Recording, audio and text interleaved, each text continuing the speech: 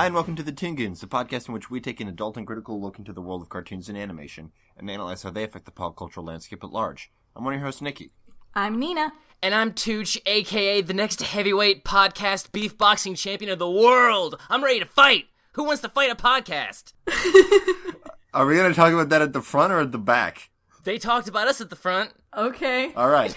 We're going to talk about the Gravity Falls finale in a bit, I guess, but first we're going to do this thing. Mostly because I didn't have an opening. I forgot to make one.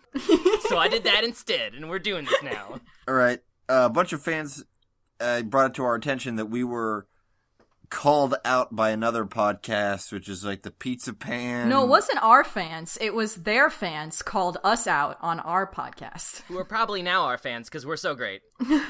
What's the podcast called? They are called the Pizza Party Podcast, hosted by Rebel Taxi. In all seriousness, their goof in the beginning was just they were just kind of shooting the shit, and one of them mentioned like how many other cartoon podcasts are there, and one of them name dropped the Toon Goons, and then they went into a similar bit of like, who the fuck are they? They suck. We're the best.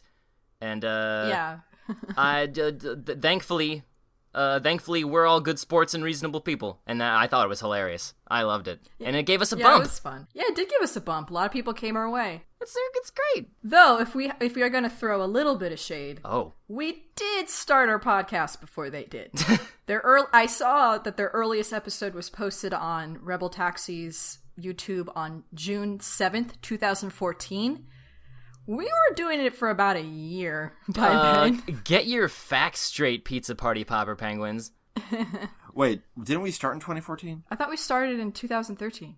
No, I think this is 14. We only been doing. It'll be 2 years this So summer. wait, we started at the exact same time. Oh shit, we're contemporaries. Oh shit. Well, here's one thing: people can easily tell apart our voices, guys. Oh no! Snap! Oh no! Yeah, because I was gonna say who brought it up, but I was like, I don't know which one. I haven't been listening to this long enough. That's not a personal slight. It takes me. Like, if everybody on the podcast is mostly the same gender, it takes me, like, a couple months before I can tell them apart, even if I love them. We actually have the most easy to tell apart hosts of any podcast I've ever listened to. That's our claim to fame. That's one thing we'll never... That's one thing we'll be egotistical about, realistically. It's like, nah, you know who he is. Yeah, the two dudes on it are quite a few octaves apart. Yeah, I mean... I think. I'm a drummer. I don't know dick about octaves. But yeah, they were a bunch of... Rebel Taxi had been doing YouTube cartoon stuff for a while before they made the podcast. So if you guys are, have listened to all of our episodes and want something else... I guess you could go check them out. They're on YouTube. They're on iTunes. They're everywhere you're supposed to be when you're a content creator on the internet. Yep. They have a really snazzy Tumblr page. Ooh. I'm kind of jealous. Dang.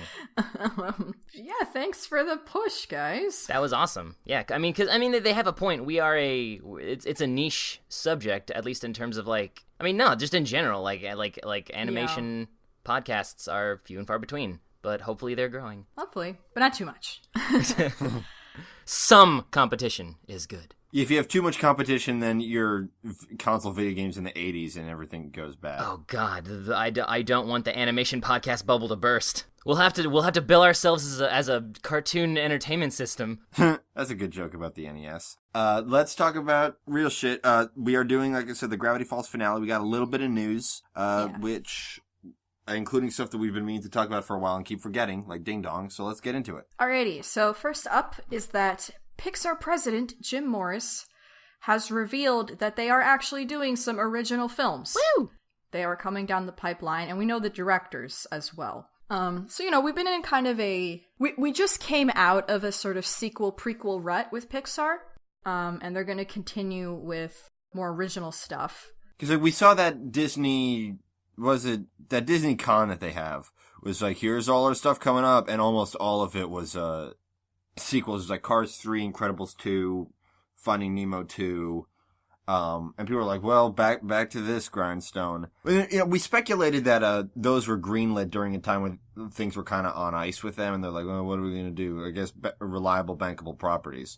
And now, I guess, maybe after Inside Out, and the comparatively smaller but still good success of Good Dinosaur, they're like, yeah, let's do some more original stuff. So we don't know any of the films themselves, but we have the directors and the fact that they're working on projects. So we've got Pete Docter is teaming up with Jonas Rivera on an original feature. So that's one film. Jim Morris, the director, also revealed that Pete and Jonas are currently working on a new original equally weird concept. So they're working on 2 films because people wanted to know about if there was going to be an Inside Out sequel. And they were like, no, they're actually working on a new thing. Like, no.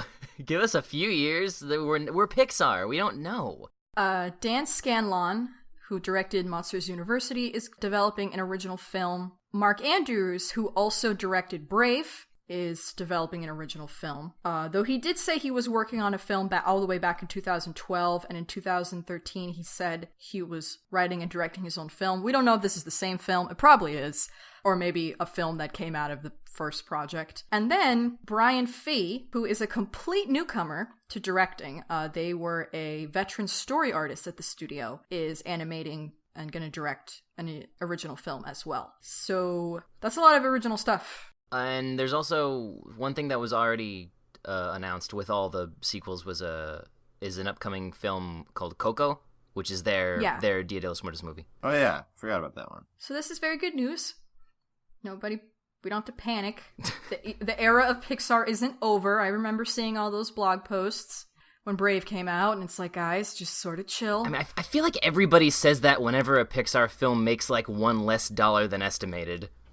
It's like, well, that's it. They had a good run. It's like, oh, poo. God forbid every single film a studio put out isn't like the best. God, movie. it's like that movie. It's like that sports movie about the high school football team that had that record and one team broke it and like the whole town like hates them now. It's like, what? Does that Remember the Titans? No, this was like a couple years ago. Well, then I'm out of guesses. I kept seeing trailers for it for other movies, and I was like, "This is dumb." And apparently, based on real events, so it must take place it must be from the Midwest. No, it probably takes place in the Confederacy. Yeah, either the Midwest or the South. Those fuckers, because they don't have real sports teams, they get real into high school and college sports. And like scream at 17-year-olds who are just trying to fucking get a job someplace. Well, they don't and not fail math. Trying to engage in some full contact male bonding. Let them be. Speaking of trying to engage in full contact, what? Cartoon Hangover has decided to pop up their heads and explain what they've been doing. I like it. I'll accept that. That was smooth. Yeah. So as you guys are probably familiar, being cartoon peeps, Cartoon Hangover's not been everybody's favorite lately because they haven't been putting anything out. Any cartoons. Unless you like exactly 107 facts about things, about everything, about anything you've ever seen. There's 107 facts for it. Sometimes more. Sometimes they do 107 more facts. How do they come up with all of these statements that are true, empirically? I because don't they just know. read the credits. Yeah. They just read the Wikipedia page, honestly. Okay, this is a declarative statement. Print it. So, we were wondering, what happened to Bean Puppycat? What happened to Bravest Warriors? What happened to the shorts? What happened to updates? What happened to stuff? Yeah, to take you behind our curtain for a bit, we intended to do a Bean Puppycat episode around spring of last year, assuming that at the current rate it would have been done by then. And then we actually had it on our upcoming shows thing for a while, and then we're like, oh, no, they're busy. They're still working on it, I guess. So we took that off, but we got a very, an appreciatedly soft update saying like, we're working on it. We should have it out soon. It's definitely going to be this year, but we're not going to, promise early when it's still possible that things could, something could go wrong. We'll have to push it back a bit. So we're not going to make any promises, but yeah, this year, and here are some, previews. Yeah. And they apologize for not talking about it, because it just they just sort of stopped uploading stuff and just started with the 107 facts, and it was just like, what the heck is going on? It's been like 6 months of this, like, what's happening?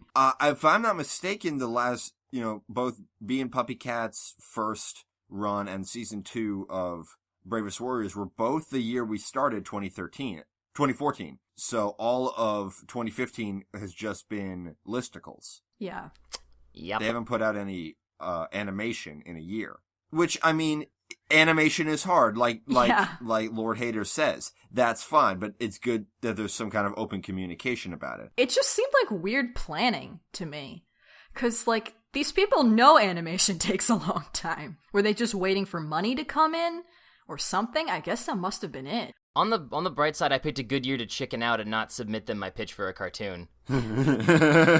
Yeah, wait till they get their gears grinding again. They still have an open door pitch policy, so that's always nice. Yeah, but there is a preview for Bee and Puppy Cat if you haven't seen it, so check out the video so you can see a little sneak peek. It's a fully animated, colored, voice-acted little bit, and it's cute and great. And there's also a bit of Bravest Warriors. Yes. And the most interesting thing about Bravest Warriors is that season 3 is going to be all 11-minute episodes, which I think the series is really going to thrive under that format. Yeah, and that's part of why it's taking them so long. If you remember from our episode about Bravest Warriors, that was actually my biggest criticism of the show, is that the shorter format requires every episode to start in medias res, and some of them were just like breakneck, hit the ground running pace, like you were spending the whole episode trying to catch up with and figure out what's happening.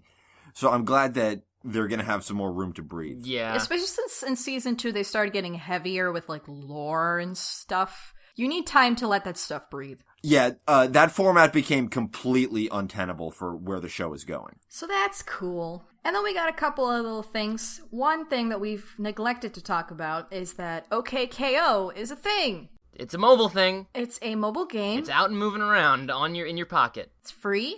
It's based on Ian Jones-Quartey's Lakewood Plaza Turbo pilots, and in conjunction with that, there was a lot of releases of shorts, which you can all watch on the Cartoon Network website for free.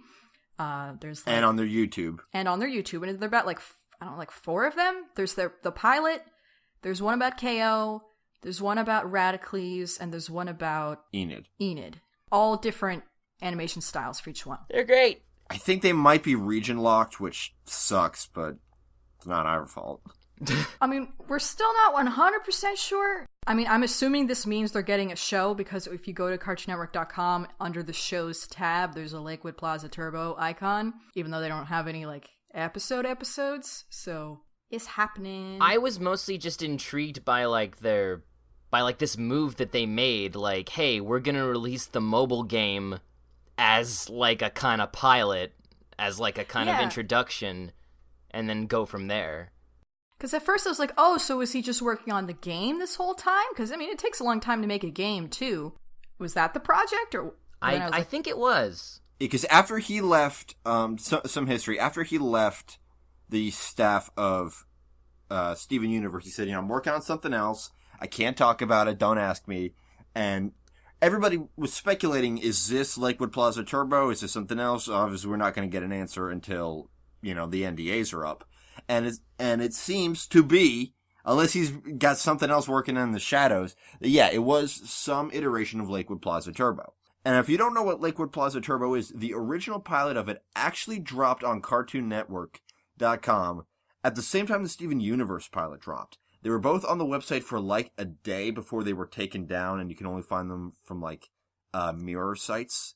I managed to see them both during that day, and now the original pilot is up, and you can just watch it. Mm-hmm. And it's really a great premise. It's a shonen anime that takes place in a strip mall. Oh, it's so good, and they went the full... Like, my favorite thing about it is, like, they went the full anime and got young Goku and Gohan's, like, original... Well, not original, but, like most well-known Funimation dub voice actress. Oh, I didn't know that! Yeah, that's her. I love her voice. Awesome. I immediately recognized her voice, because when they redubbed it for Kai, they got someone else, and I was like, aw. But I love that she's back in a thing that I can watch and enjoy, and yeah, it's so good. There's voice acting in the game, what's too. Her name? I love it. I forget her name. I want to say it's Stephanie something? Voice actors... Stephanie Nadalny. Oh, and Yeah. she was replaced for Kai by Colleen Klinkenbeard. Oh, okay, I know who that is. That's Luffy. Oh, cool. That's Luffy in level 13 Dwarf Paladin. Yeah. Colin Klinkenbeard. Klinkenbeard. So yeah... Yeah, and then the other characters, in the new shorts, Enid is voiced by Ashley Birch. She was somebody else in the pilot. I don't remember who. And then Radicles is Jones Quartey himself. Just killing it. Oh, yeah. I love everything about Radicles. I think he's hilarious. I love his hot pink too tight pants. I like his stupid muscles. I like his stupid shirt. Do you love his stupid mustache? That's my favorite part. And his stupid mustache.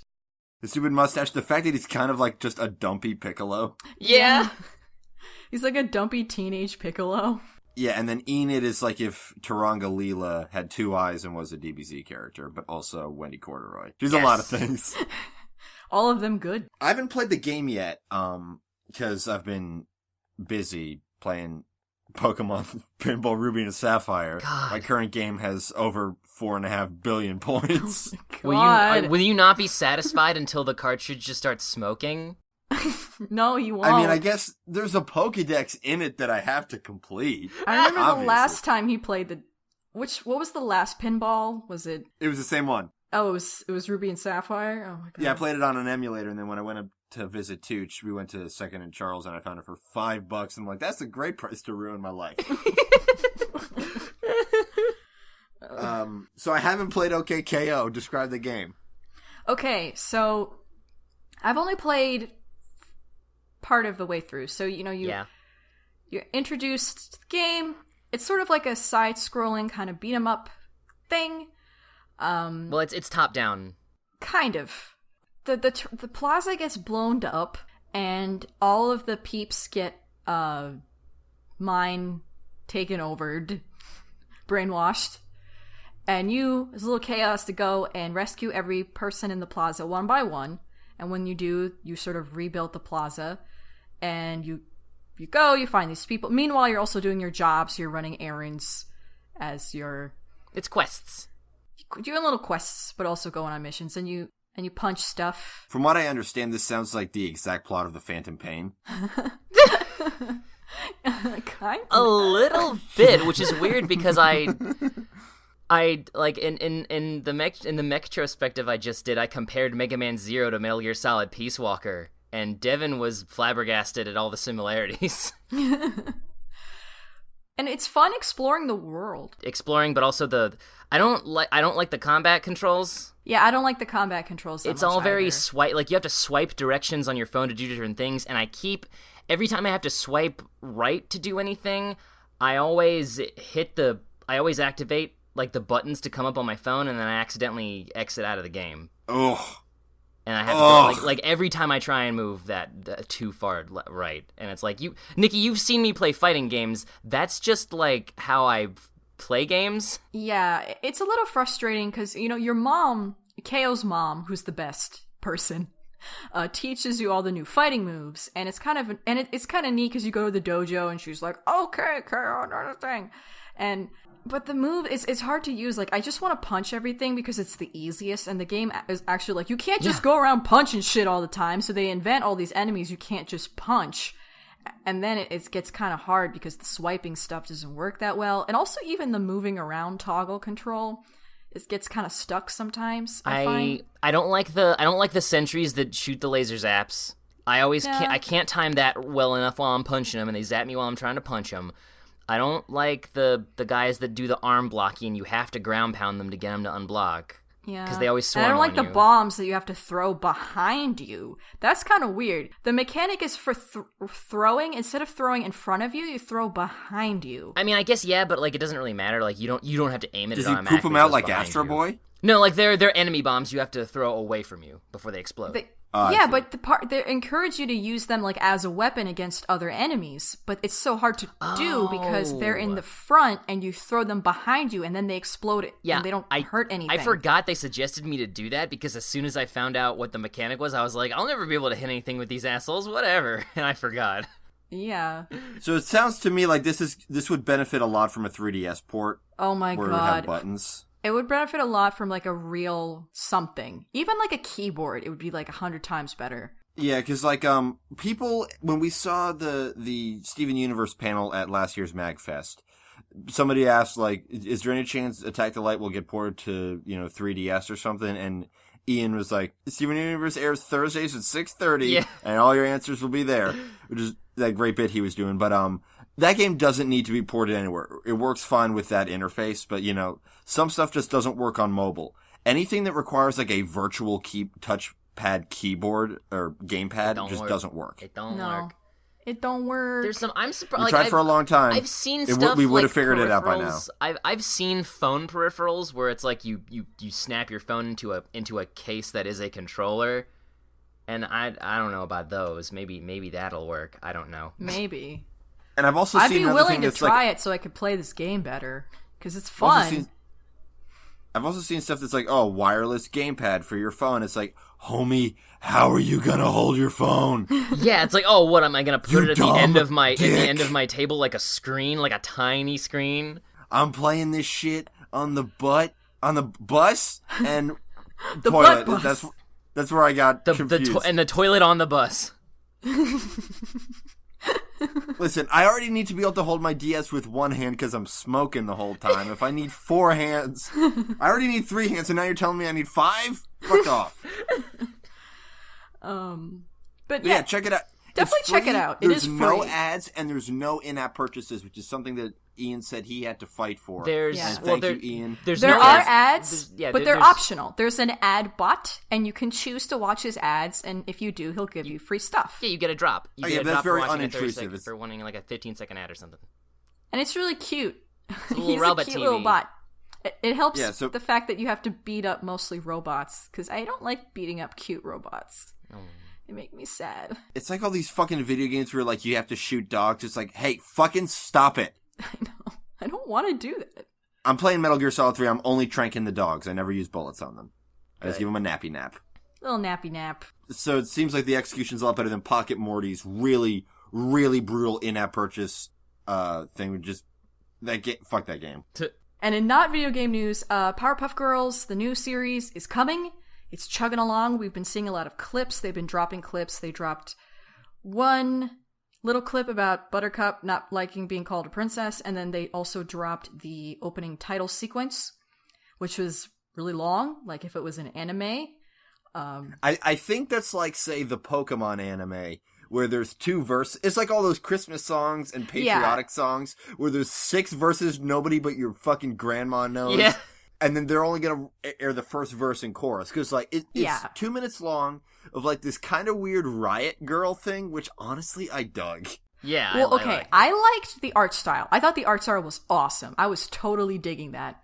The song itself really reminded me a lot of like girl brands, because Old Barbie commercials, like Barbie commercials, and even like Monster High and stuff that I like. It really, because they called it the world premiere of the theme song, like the entire song. Like they want people to go out and buy this song. Like it reminds me of like when Mattel will release a song for one of their doll lines and do a little music video for it, and it's this really not very good song, but girls are supposed to like it because it's like girls. Yeah, I guess now that you mentioned it, they did lean on that harder than they should have, and certainly much, much harder than the first show did. They're leaning on it very hard. It's weird. Yeah. Because the original show always sort of had it, but like this is like take it back a notch. I guess because it's like I will say it is a tightrope to walk, because you want to make this. It's like, because like back when the first show came out, they were just making the show they wanted to make, and they didn't know how big of a hit it would be. Now they're like probably walking on eggshells, trying to figure out how to brand this, one as at least as good, but 2, like, give it some sort of new flavor to make this worth it at all. And like, yeah, and they're branding it as girl power.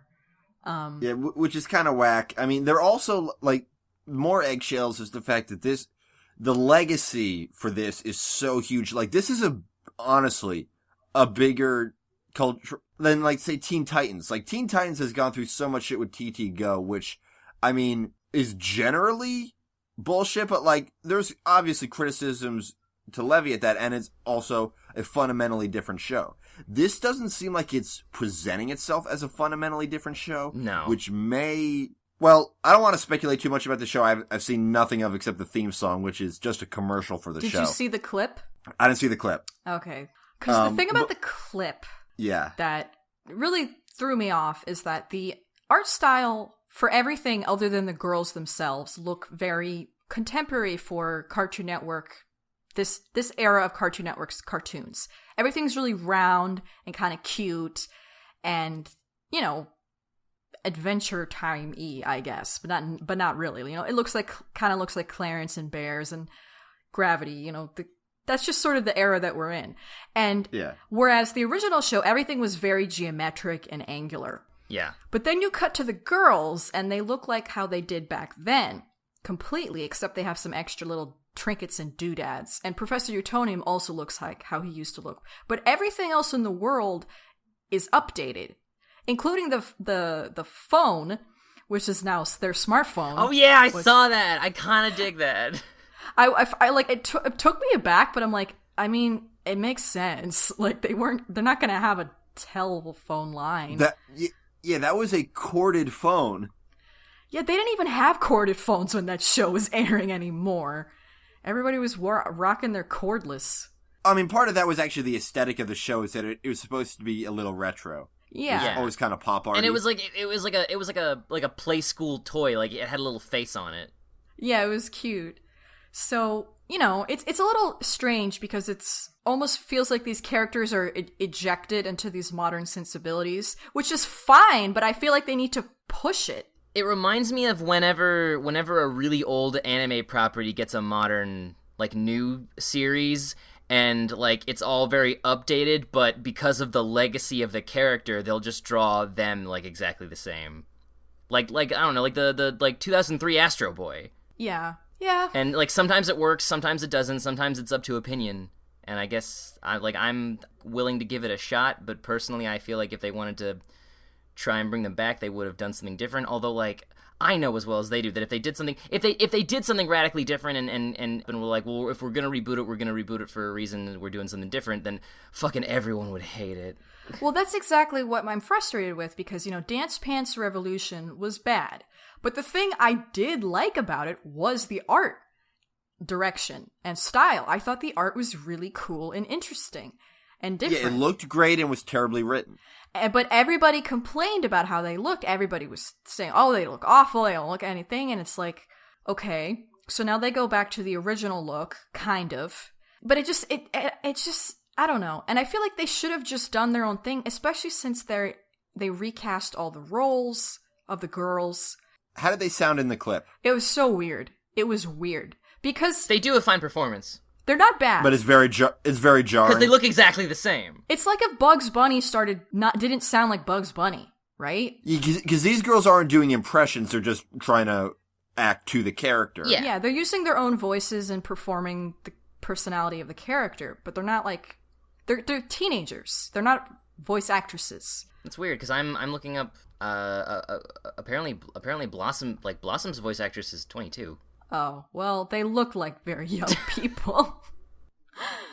and I mean, that's not any criticism on them or their acting ability. No. What I was trying to get to with this show is, like Dance Pants Revolution, what's ultimately going to make or break it is if the writing is any good. And we haven't had enough of anything to really see what that's like. I'm keeping an open mind about this. I live in a post-Teen Titans Go world where they're marketing it as Powerpuff Girls. They're trying to make more Powerpuff Girls. I know, because I've been around the block for a long time. I'm basically 25 years old. I feel older all the time. I had to shave the inside of my nose earlier this month. So I really am as old as I feel. Point is, you know, this is going to be a different show. Yeah. It's going to be different tonally. It's going to be different in execution. It's going to be different in writing. And I'm ready for that. I'm ready to embrace that. If it's good, I'm keeping a very open mind about this. I'm going to watch the show. I'm going to see what it does right for what it is and what it fit and what maybe it doesn't do right. Maybe this show will be bad. Maybe it just won't work. Maybe it'll be like Dance Pants Revolution, where despite how gorgeous it was just a bunch of nonsense. A lot of yelling. Or maybe it'll be great. Maybe it'll be okay. Let's watch it first. Let's watch a bit of it first before we make these judgments. Now, what Nina's saying about like the kind of suspect way they're marketing it, that's a different thing, and everything she says is valid, but I still think that in terms of the quality of the show itself, because honestly, the people handling those two aspects are different people. Yeah, that's very true. So let's see the show first. Okay. Everybody please calm down for a little bit. Okay, so it's going to be in about a month and a half. We're going to see this show. And then this discussion can continue. But for right now, I think, you could talk about the marketing and gender politics, fine. Everything else, wait to see the show. Okay. I'm not talking to you. I'm talking to the general audience, because people love to jump on the dicks of legacy reboots and, calm down sometimes.